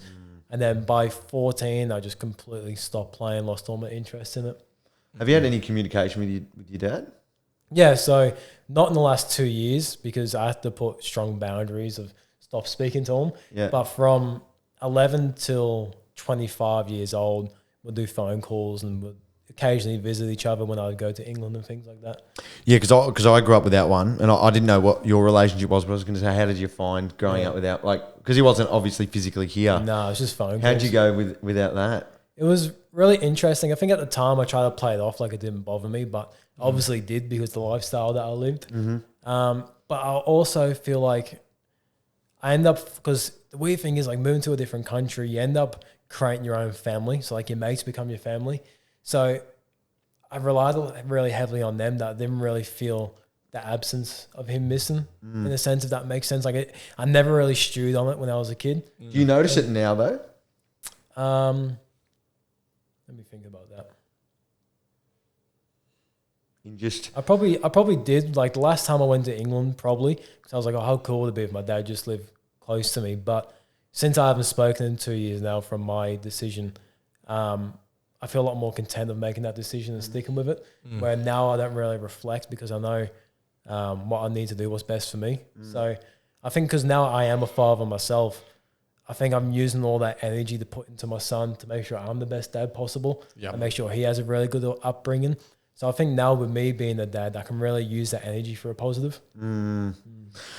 Yeah, because I was thinking, because it's probably something that's hit me the last, I'd say, year or two. Like I don't think about my dad, but I think about growing up without one. Yeah. And it's just little things like, I remember me and my ex and her dad were in the back of the car and we got a flat tire. Yeah. And he goes, all right, jack her up. And I went, this is a good father-son moment here. Actually, I don't even know how to jack a car up. Actually, yeah, I do resonate with that because like little things you don't learn. Like there's a lot of little things, stuff, and all that. Like even the other week, the fucking my sink in my bathroom was clogged, and like it just no water was going down. And like I've never learned how to do this before, so like, I had to jump on YouTube and do it myself. And I'm like, if I had a father figure in my life to teach me these things, it would have been cool because my brother's a lot older than me, so he learned like how to fix cars and do all these things from my dad. But then because when I was 11, my dad moved away, I didn't learn any of that type of stuff. So I guess now like you do feel the effect of when you feel like you shouldn't know how to do something because you're a man, you don't know how to do. That happens to me frequently. Wing it and do it yourself. But I also find a lot of empowerment from that. So I'm like, I'm the one in control. I get to learn myself. I get to do it myself. I think it's just find the way to flip the perspective on it and find empowerment from it. Yeah, and reflect and knowing that you sort of did it, like you've done it on your own. Yeah. Because it's a weird thing. And because I've been spending a lot of time with Kirby now at his house and watching him with his dad too. And I'm like, there's just so many little things. Like his dad just knocked this studio up in 2 days. Just threw a wall up. And like, and the relationship that they had, I was kind of looking at it going, I can't even imagine having a relationship with a man like that. And then it kind of brought things up in me with, how I communicate and speak to older men. Yeah. And the way I view them and perceive them. I'm trying to get to the bottom of that at the moment. Yeah, that's something we're trying to get to the bottom of at the moment. I have this really weird thing with older men. It's almost like an awkward social sort of thing. And I feel like I can't hold a conversation with them. And it's a really strange thing. That's why I asked you, because I was like, do you feel the same? But there is a couple of things, because that does make sense as well. Because I remember even the simple things like a handshake. I remember the first time I shook a bloke's hand and it wasn't firm. Yeah. He's like, what the fuck's that soft shit? I'm like, what do you mean? He goes, you always shake people with a firm hand. I just didn't know it. Yeah. But like, that was like 16 at the time. Shaking their hand, you got to stand up and being respectful. I had no idea with things like that. But I think for me, it wasn't more so the effects of like not having the dad physically present in life. I think for me it was more so like family in general, because when I'd go to like family functions of other people and seeing all their cousins, aunties, uncles, seeing grandmas, everyone, now I'm like, well, I don't have that. It's just me and mum here. Like my sister's in Adelaide, but it's a bit different because it's still the travel. So like I don't have family functions. I don't have cousins I can just go over and see, or aunties or grandparents. Like I've never had that. So when I used to go to family functions, I used to hate going to them because I used to get jealous. Like, I wish I could just hang out with my cousins. But then it got to a point where I was like, well, I've got to stop feeling sorry for myself because it's not getting me anywhere in life. If anything, it's making me feel worse than good. And I was like, I just have to flip my perspective and really embrace these family and functions and act like I'm a part of it, and I am a part of the family. And then over time, you do become a part of the family because I'm married into it and things like that. But I used to resent going to family functions, but now I embrace it and act like I am a part of that family. And does your wife have a big family? Massive. Yeah. It's like within where we live now, everyone lives probably within like 20 minutes from here. Yeah. And all of her family are awesome as well. How was it the first time going to one of her family functions and they're just like hundreds of people there? Was it very like, the first time? Like, this is my cousin, I was like, oh shit. But no, it was actually pretty good because their family were really nice, really open. Like there was none of that Like, because her dad is probably the best father-in-law you can dream of. He's not the type of bloke where it's like, you're dating my daughter, how dare you? Yeah, Like, that weird relationship. Yeah, he's actually like really supportive, really good, just wants to chat to get to know you. So for me, it was such an easy transition because everyone was just curious about me and my life and what I do, and just happy for my wife to be in a relationship. So it was actually really good. Like, from the first moment, I just felt like I was a part of the family. They became your family. Yeah, you become a part of theirs. Yeah. Lovely. Did it ever affect your social skills growing up without a family? Like, I watch you doing this podcast on your own. Sometimes you'd meet, like doing gym on that Zoom on your own would have been a little bit nerve wracking. And did it affect you at all with how you are with people, or? No, I wouldn't say so, because growing up, like going to the amount of parties I did, knowing the amount of people that I did, a lot of socializing. I had a big social network. So I guess the biggest challenge I had was socializing was when I quit drugs and I started struggling with anxiety. And I completely forgot how to talk to people. Yeah. And that was my biggest struggle. But then getting into the line of work that I do, that helped me regain it as well, because I've always been deeper than the surface level type of conversation person. And working in mental health, you're always having deep conversations, and that's just the way I've always liked to operate. So I think stepping into this line of work that I do really helped my conversation, and then also doing the podcast helped as well. And also sometimes when you do get like a heavy hitter podcast guest on, you can feel a bit nervous. It's like, oh shit. Like, I remember I had Morgan J on, the comedian, and like, he's got a massive following. He's a pretty big comedian. And I was like, shit, I'm really about to interview Morgan J. Like, I was a bit thrown back. Then also before it, like, I was just telling myself, like, no, you're in this position for a reason. You know, embrace it. You've got the like, opportunity because you've earned it. Yeah, you're excited, not nervous. Did you start spiraling, going, am I going to stuff this up? Yeah. I'm like, all right, because before every episode, I'm like, all right, how do I start the conversation? Because I think the first 30 to 60 seconds are the most important, because it really sets the tempo of the episode that you're about to record. So I'm like, if I can really nail the first question, then it's just going to be easy from there. Yeah. So I became a bit over fixated on the question I was going to ask. Yeah. Then it ended up just becoming pretty easy. I ended up just asking a less complex question and just ask them, how was your trip in Australia? Yeah. And from there, just cruised. But it's just making sure that, I started it well. Did you do breath work with Jim? No. It's pretty hard with the Zoom ones. Yeah, Jim, you ready? He's sitting there. All right, Jim, ready? For anyone, so because I'm finding a lot lately too that social anxiety and that is very common in quite a lot of people. Yeah. Would you have any advice for people that are probably listening to this now that are like, I can't even have a conversation with someone out in public? Like, what sort of helped you to be able to do that? Yeah, because one thing I didn't actually mention as well that helped me overcome depression, anxiety, and really helped me a lot of the challenges I was going through is when I was about 21, I started attending these breath work meditation sessions on the beach called Cool to Be Conscious up in Sunshine Coast. I remember before then I've never done breath work, never done meditation. I thought it was some hippie woo-woo thing. But then a mate of mine who I knew through socials invited me like, oh, there's this breath work event, do you want to come? And I didn't really know him. I was like, oh yeah, all right, I'll come. But then going to that event, there was like 200 people there, didn't know anyone. I was just forced to talk to people. And then from there, I became pretty in my head like, all right, we got to do more of this. We got to get environments where you meet big groups of people, talking with random people. Don't invite any of your mates to come, just rock up by yourself. Yeah, that's a good idea. So I started going to a lot of these networking events, breathwork events, self-development events, and all these type of different workshops and stuff, and just going by myself and just meeting people. And through that, just the exposure therapy really helped me, because I didn't feel like there was any type of certain practice that I could have done that could have just been like, all right, this is what you say to this person. There was just more so the repetition of talking to people. Right, yeah, because that's something I battle with. I don't know why, because I did real estate for 4 years and I was meeting random people at houses and doing all of these things, but I'm trying to work through it with a mentor at the moment, sort of a mentor, because I get like really nervous to meet new people, and like sometimes with this podcast, I'm like to Kirby, what if it doesn't go well? What if it doesn't last long? And then even like little introductions, like you said with the handshake, like we met with a lady the other day. I was like, do I hug her? Do I shake her hand? So just before meeting her, I started just getting anxiety, like heart palpitations going, how am I going to introduce myself to this lady? Yeah. And it's something I've been trying to work through because I don't, that's what I want to do is I really want to start throwing myself into uncomfortable situations. It's sort of what we've been doing in this, but I might look into like a breath work or something. One thing that I saw for introductions, if you're unsure about it, you go in leading. So from like here to the other side of the room away, you're going with your hand out for like a handshake. Or a hug or... So like, you know, if me and Ryan are within this close, it's like, what are we going to do? But from back there, you go, Ryan, how are you? And you come in like this. Out. People go, oh, handshake. Or if you come in like this, hey, Ryan, hands down low like this. They go, oh, he's hug. And they're too far away to think about it. They just see what you're doing and just reciprocate it. Yeah. Oh, that's a good strategy. So take that one on board. Yeah.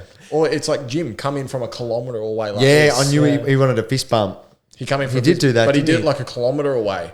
So, because I was thinking, do we shake his hand or hug him? But yeah, I was freaking out about Jim. Yeah, but he come in like this from so far away, and I went, I forgot about fist that. bump. I said, I forgot about that thing. You do it from so far away that they don't have a chance to kind of think about it or like.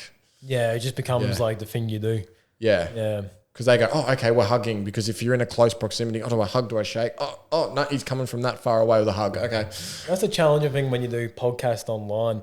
Because I've guests from all different areas of the world. Yep. When you interview them online, it's a bit different because when you meet them in person, you actually see them in person, you feel each other's vibe and energy, but then also you have a conversation. On Zoom, it's like 5 minutes talking, and it's like, all right, let's get into it. Yeah. And like, you don't really have any time to bond and connect with the person and Yep. get to feel them out and figure out like how you want the conversation to go or flow. So the Zoom ones are a lot more difficult.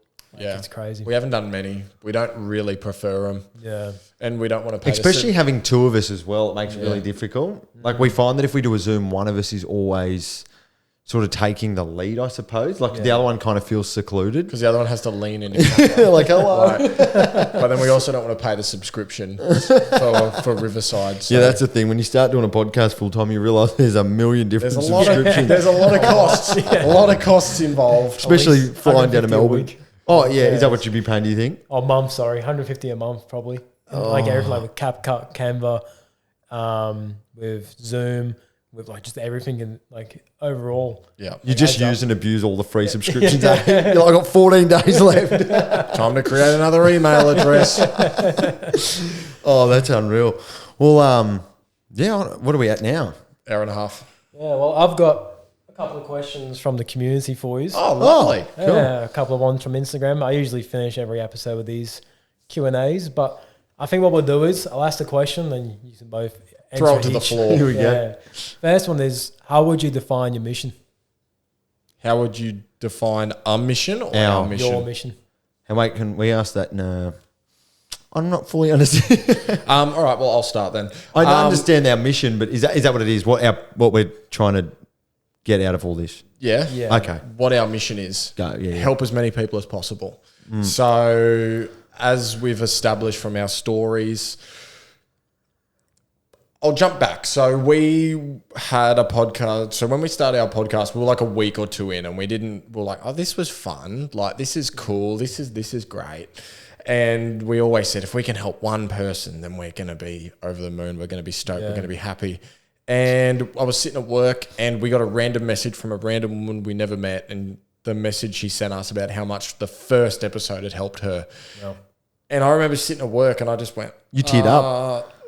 I just said, like, I'll be back in a minute. And I walked to my car and I started crying in the car. Yeah. Because there was, and it's going to sound really weird to explain it to someone who hasn't also had that feeling. It felt like I felt gold in my chest. I felt like something unlocked, something clicked. I felt harmonious, warm, and it just went, like, this is what I have to do. Yeah, The feeling was just like, I'd done 10 years in real estate, closed millions of deals, made all this money, like bought my dream car, dream house. And I went, nothing ever come close to that feeling. And I went, this is it. Just like a knowing. Yeah, just golden warm, like, oh. And so from that moment, I went, we need to do this on a mass scale. So, because we could have just changed her life just from one episode. So I said, this needs to be mass scale, huge. We need to help. We need to do this impact to as many people as we possibly can. Yeah, well. So that's my mission. Your mind sort of ties into Kirby's as well, but we also want to be valuable, reliable, and relatable. And we never want to get to that point in the podcast where it just becomes autopilot. We're asking the same questions. We, like you, want to have this deep conversations and get people to be vulnerable so that everyone listening can find relatability into it and find comfort. And we want to be those people that they put on the podcast on Tuesday and Thursday mornings and they just instantly feel better, like I did the other night, or like I have with all these podcasts we've listened to. Yeah. And we just want to help as many people as possible. And it's not, we want to become the number one mental health podcast in Australia. And it's not just it's not an ego thing. We also want to be able to turn around, reflect and go, this is where we were and this is what we went through and we've managed to do this. Yeah. And that's I suppose, the only goal that Kirby and I have in our entire life. And it's something that we work toward every single day. But we want to be able to turn around and then go, I was on a couch and I couldn't leave the house for 9 days because I had crippling anxiety, and now we have the number one mental health podcast in Australia.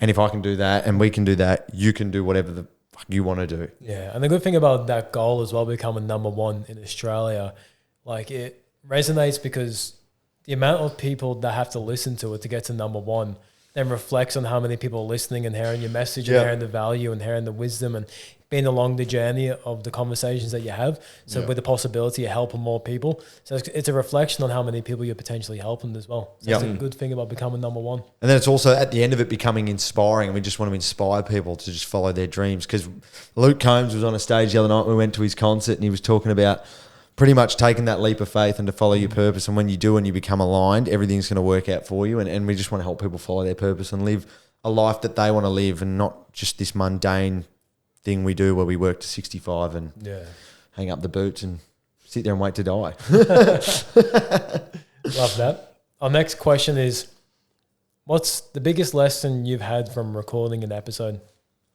Oh, man. Remember to hit record. One thing that so we touched on at the start, I have really bad self-talk. I don't know where it come from. I don't know why. But it's really, really negative, really strong, really loud, deep voice. So it sounds like my voice, but really dark, really deep. And like I'm constantly battling it like all week. And sometimes it takes over, but I've figured out ways to get over it and bounce back. And anyway, I can't even remember what the question was. Sorry. What was it? Biggest lesson from an episode? Yeah. So we had on the OCD therapist a few weeks ago, and it was something that Liam was super, super excited for, because he always said, I just want to ask all the questions that I have to ask this OCD therapist to unload on that. But he said something that I really took on board and have really started working and telling people. He says, put the negative thoughts in a silly voice, because then you can identify it and recognize it so easily. Yeah. So it's like, he said, put it as Elmo or Barney. And I went, that traces to all thoughts of life, because if you're just sitting here and you're thinking, what am I going to have for lunch? Oh, I need to put the dishwasher on when I go home. Hey, you suck. You're like, oh, get out of here. Yeah. So I just found that was a lesson that I learned from that guy. And I went, wow. So amazing. And it's crazy even you got a takeaway from that. Yeah. You don't even have it. And you were in the interview like you were just interviewing him as well. Yeah. So this now dark thought, I put a dumb little funny squeaky voice twist on it. So I kind of go, fuck off. So yeah, that's me. Oh, that's good. Well, mine wouldn't be one singular episode, but the more people that we interview and the successful people, or just anyone that are living a dream, like a life that they want to live, is following your purpose. And finding every single one of them has at some point in the episode said you need to be following your purpose. Yeah. And that's something, and you don't find your purpose easily. Like it took us this long to be able to figure out what our purpose was. Yeah. But that was something that I've learned from all of these episodes, is to follow your purpose, and when you're aligned, it will all come naturally, and it does. Yeah. It comes easily. It does. Like a magnet. It is. It's like a magnet. Like when me and Kirby have a good frequency and we're vibrating, we're in a good vibe.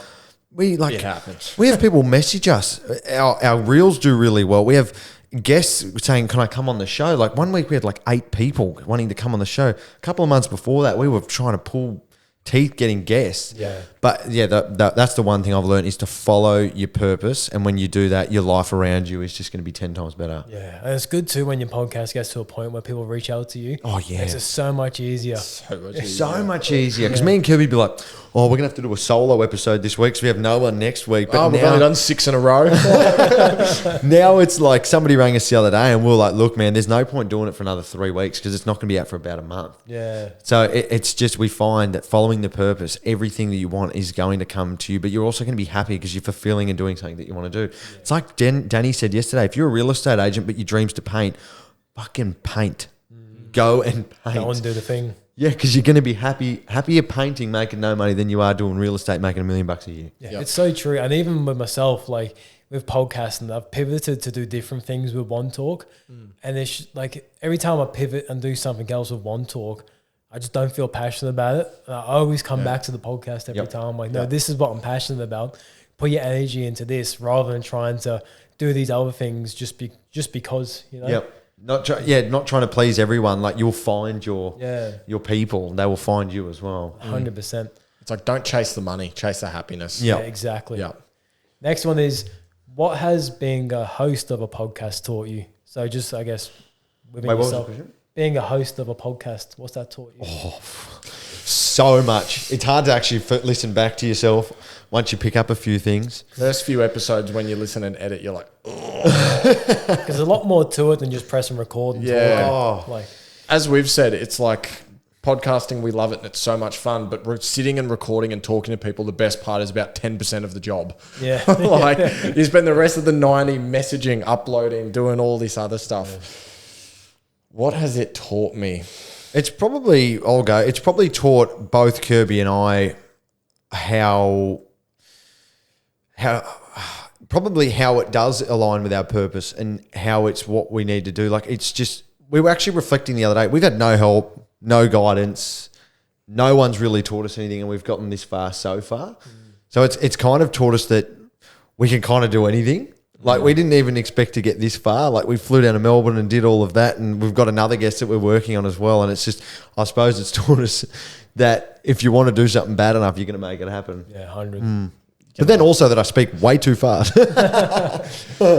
Mine is that time is precious because it was one of those ones where when I would chat with friends and family, I'd ask a question, but I could say that same question rather than in 50 words, in 10 words. Yeah. So, and as me and Liam said, we like to make our content reliable, relevant, valuable. And it's people are dedicating an hour of their lives to come and listen to us. Yeah. Like you can't get time back. You can get money back. You can get this back. It's like today, like we're taking you out of your life to come and sit here with us. And like, you know, we're here, we're going to make it valuable. We respect and appreciate your time because that time's never coming back. Yeah. And likewise to you boys too. Yeah. For coming up here and sharing your time with me because, you know, like we've been recording for an hour and 40 and we've dived into so much, you know, like provided so much value, but also just we probably helped each other in some way through this conversation as well. But then also we don't know what the ripple effect of this episode is going to do for other people. Yeah. Yeah. That's the thing doing these interviews. Every time you walk away from them going, I've just learned something. Yeah. Awesome. Take away one thing from all of them. Last question is, I ask every guest, this is from me, but what's your definition of success? Ooh. We answered this one the other day. To Joe? Yeah. That's for our 12 months though. Well, mine was pretty much, okay, my definition of success, and I do love this question because it's so different to every single person.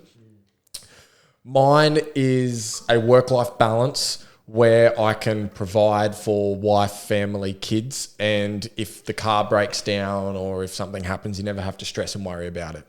I'm not talking about having billions and millions of dollars in the bank account. That's not me. I don't want to have a Lamborghini in the driveway and all that, but I want to provide for like the people that I care about, do what I want to without having to necessarily worry about it, but also like in that avenue have that work-life balance. So for me, I find that this works really well because it's like podcasting, you can get out there, you can talk to people, you can meet people, like do episodes, you can thrive, you can help people. And it's like, because my core thing is helping people. Yeah. But as far as success, if someone looks and goes, oh, he's so successful, it's like, it's what I said, like having a happy family life. And that's what I want to help people get to as well. Yeah. Great. Oh, mine's a moving goalpost. I've got 12-month goals, but success, do you mean like this maybe looking back when I'm 50 going, I've made it sort of thing? Yeah, so like if you had to close your eyes right now and picture where you want to be at 50, like what does that success look like? Obviously, you've hit number one. But obviously, I don't know, I've always, since I was a child, I've had this burning desire. I want to be in the public eye. I want to be helping people, whether that's on stages. I just want to have an impact on people's lives, whether I know them or not, and I want to be able to help them. I want to be able to work on my own clock. I want to be working for myself, and I want to be working for a purpose every single day. And every single day I wake up, I want to be excited. I don't want to be driving into a 9 to 5 doing something I don't want to do. Yeah. Financially, I'm a little bit different to Kirby. I wouldn't mind having that Lamborghini in the driveway. And you know how people say money doesn't buy happiness? I still want to get to that point where I'm able to say that and, you know. And mean it.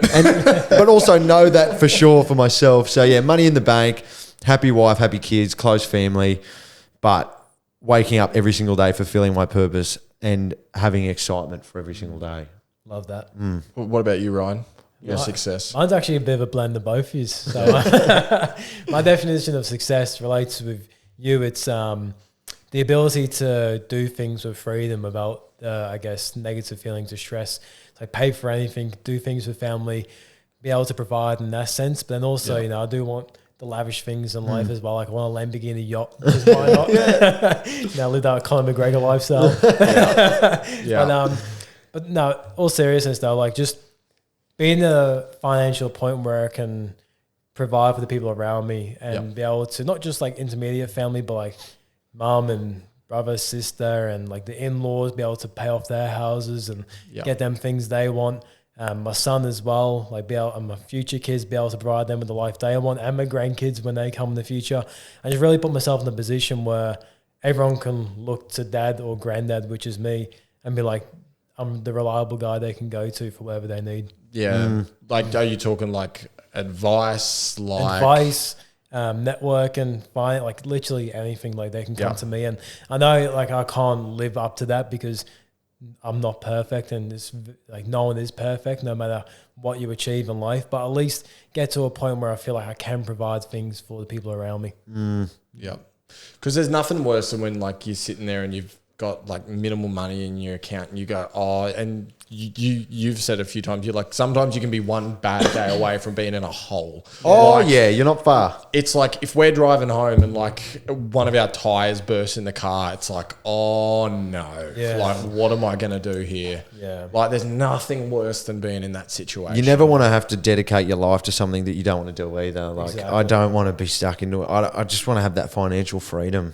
I think everyone does, but yeah, for me, it's millions. It's a lot of money. Yeah, I'm the same. Like part of my success is I want to help people and make that massive impact. But like first and foremost is family, and I want to look after my family. You know, like how good would it be just being able to buy your mum a house? Or like giving your sister and brother and family money to buy off their own houses or pay off their own houses and all their debt, and really just help everyone around you. Yeah, like of course. Just that idea to me is just like something to strive for. So I love it. All right, lads. Well, thanks for coming on. Thanks for the chat. It was really good, but I've got nothing else to close with. Do you guys, anything you want to close with? I'll ask my age-old question. Oh, yeah. I always say so the end, we always end ours in the same way. For the person, so you're talking directly to one person right now. It's the person who was going through all the things that you were going through and doesn't think that there's a way forward. They can't see any future for themselves. What's your advice to them? Serve others. Save others. Serve. Yeah, because I found when you are stuck in your own head and you feel down about yourself, or you start to think about life in the sense where you feel like giving up, I find that once you start serving other people, it gets you out of your own mind, and then you see what the possibilities are in life. Because if you help someone else that's struggling and you see them improve and progress, then you're going to be able to reflect back on within yourself and know that you can improve and progress. And for me, working in mental health for all these years, it really helped me see that no matter what you're going through, you can overcome challenges, you know, no matter how dark and deep they are. And I find that when you serve other people, you eventually serve yourself. I like really that. good. We haven't had that one yet. No, that's a good one. I like that. Yeah, well, Good one to close off on. Yeah. beautiful. All All right. right. Well, cheers, guys. No, Cheers, thank man. you so much. Love you.